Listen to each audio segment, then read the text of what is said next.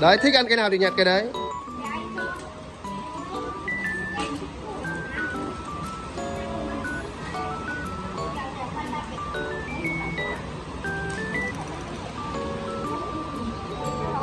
Cun thích ăn cái gì thì Cun xúc vào, Nhí thích ăn cái gì xúc vào.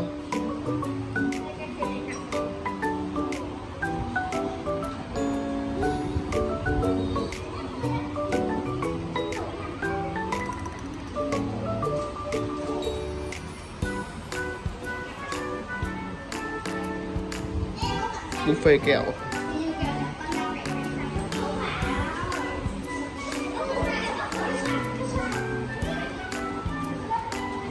Đây, sang bên này nữa.